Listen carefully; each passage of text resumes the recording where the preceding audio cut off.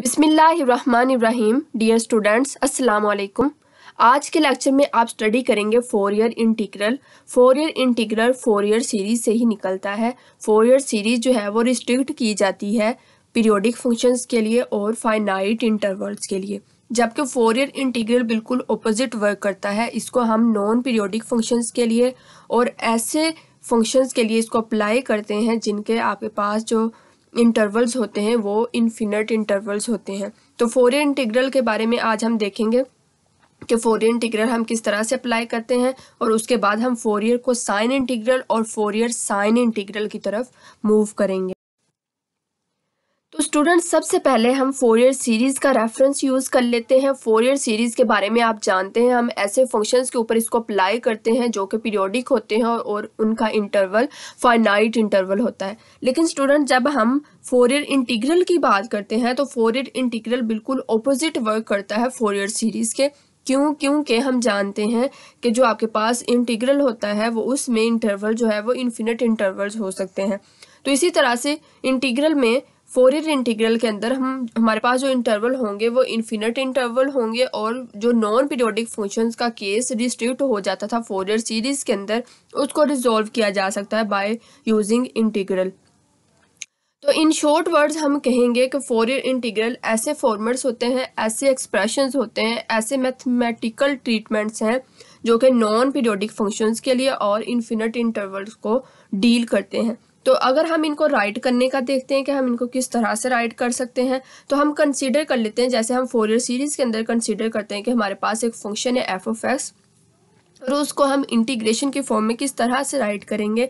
तो जो Fourier integral है वो कहता है कि हमारे पास function F of X is equal to होगा 0 टू इन्फिनिट, यानी कि 0 से उसकी वैल्यू स्टार्ट होकर वो इन्फिनिट तक जाएगी।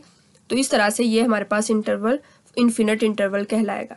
उसके बाद ये जो है हमारे पास टोटल फंक्शन वो कम्बिनेशन होगा टू सब फंक्शंस का, जिसमें हमारे पास हम जानते हैं कि फोरियर सीरीज के अंदर दो हमारे पास ट्रिग्नोमेट्रिक फंक्शन है, साइन और कोसाइन। सिमिलरली हमारे पास फोरियर इंटीग्रल में भी दोनों फंक्शन आएंगे, कोस और साइन का, और साथ में कोएफिशिएंट्स होंगे ए के और बी के।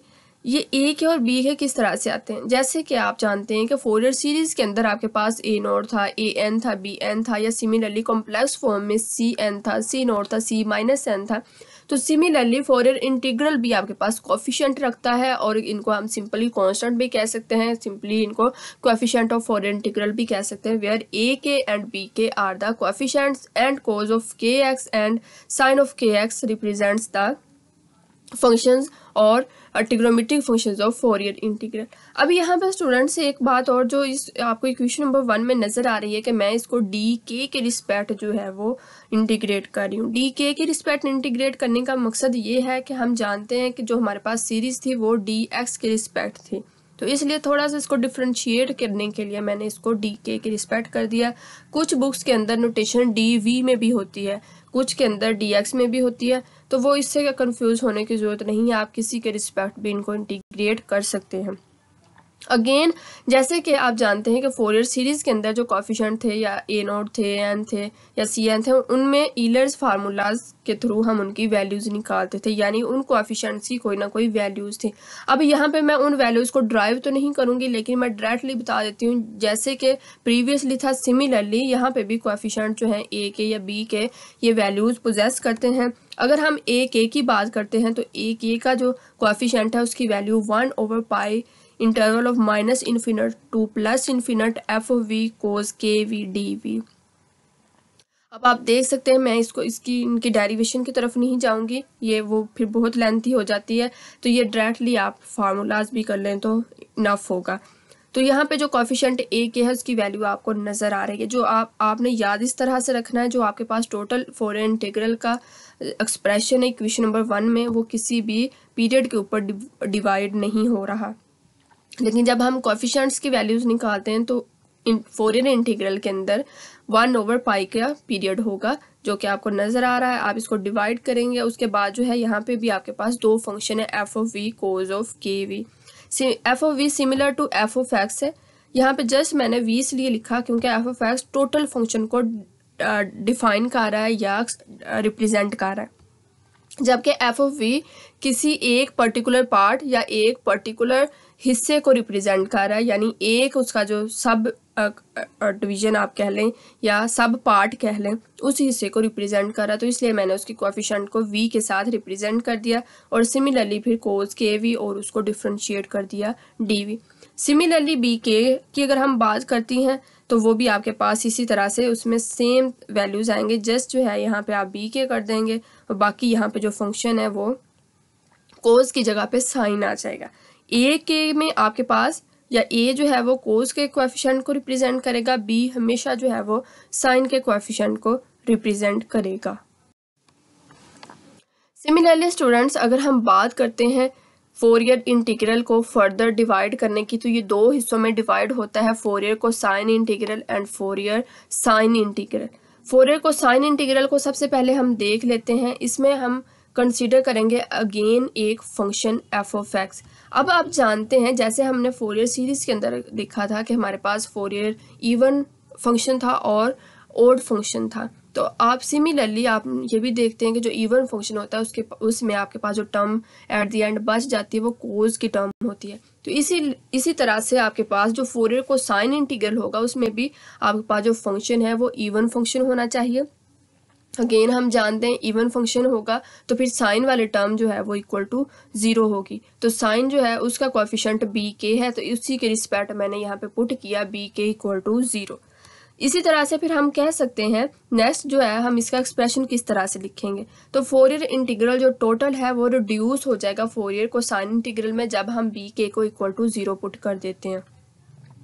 पुट करने के बाद आप देखेंगे जो आपके पास एक्सप्रेशन है वो इस तरह से आ जाएगा। जो आपके पास वो टोटल फंक्शन था फोरियर इंटीग्रल के अंदर एफ ऑफ एक्स, वो डिवाइड होगा अंडर रूट ऑफ 2/पाई के साथ। ये मतलब उसके इंटरवल को दो हिस्सों में डिवाइड कर रहा है, 2 उसके सब डिवीजन को रिप्रेजेंट कर रहा है, और बाकी जो आपके पास इंटरवल है वो 0 to इन्फिनिट ए के कोस के एक्स और डी के आपके पास एज इट इज आ जाएगा। सिमिलरली अब यहाँ पे आप देख सकते हैं बी के की वैल्यू तो 0 इट्स मीन सिर्फ ए के की वैल्यू होगी, तो अगर हम ए के की वैल्यू की बात करते हैं तो ए के का कोएफिशिएंट आपके पास इस तरह से आ जाएगा -infinite to +infinite F of V cos of V D V. तो यहाँ पे बी के की वैल्यू 0 होगी। सिमिलरली स्टूडेंट्स, हम अगर फोरियर सीरीज के अंदर यानी फोरियर को साइन इंटीग्रल के बाद हम बात करते हैं तो हमारे पास आ जाता है Fourier sine integral. Fourier sine integral में आप देख सकते हैं अगेन आपको फंक्शन चाहिए एफ ऑफ एक्स।